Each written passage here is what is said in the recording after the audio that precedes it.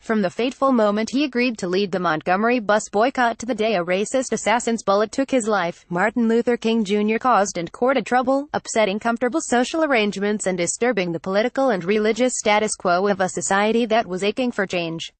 America laments King's absence every day. New York, for one, could use a little disturbing. Our city's political leaders will freely throw King's name around today, as they do around this time every year. They will solemnly inform audiences that continuing King's legacy means pressing their popular pet causes, a grab bag of progressive stances that already enjoy the support of probably 80% or more of all New Yorkers. It's easy enough, and so convenient, to conclude that Dr. King, if alive, would champion the rights of immigrants, side with labor unions and the LGBTQ community, and seek to boost the level of welfare grants and other assistance to the poor. But today's festival of liberal self-congratulation, in which members of New York's establishment pat one another on the back, actually isn't very King-like.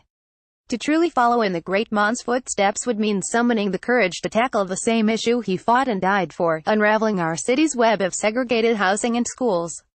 Honoring King would mean finally pressing for passage of a city council bill, bottled up and ignored in past years, that would require boards of the city's 300,000 cooperative apartments to abide by the fair housing laws and provide applicants with the reason they were accepted or rejected.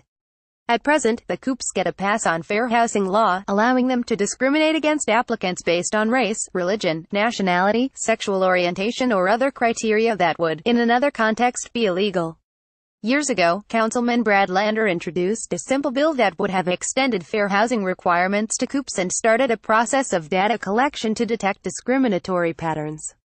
But the bill has never gained enough co-sponsors to have a realistic chance at passage. The last two oh-so-progressive speakers, Christine Quinn and Melissa Mark DeVito, did nothing to advance the issue.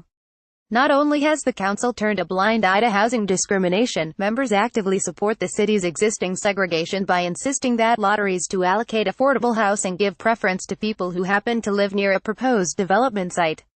That ensures that new affordable housing built in segregated black neighborhoods will go to black New Yorkers, and the same will happen in white and Latino areas.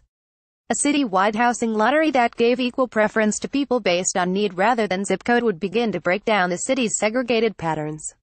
A lawsuit has been filed by the Anti-Discrimination Center, a civil rights organization, but the progressive de Blasio administration is fighting the case tooth and nail. That same administration, when pressed about the city's highly racially segregated schools, throws its hands up in the air and blames the phenomenon on segregated neighborhoods. That is not how King dealt with things. In his famous 7,000-word letter from a Birmingham jail, authored during an epic 1963 civil rights confrontation, King explained why he submitted to arrest and imprisonment to break the back of discrimination in Alabama. Nonviolent direct action seeks to create such a crisis and establish such creative tension that a community that has consistently refused to negotiate is forced to confront the issue, he wrote. It seeks so to dramatize the issue that it can no longer be ignored. That is a world away from New York's liberal establishment, which seems bent on ignoring the city's segregation. Truly progressive leaders would follow in the brave footsteps of people like Councilwoman Helen Rosenthal, who spent months painstakingly cajoling local leaders into rezoning 11 schools in Community School District 3 on Manhattan's West Side.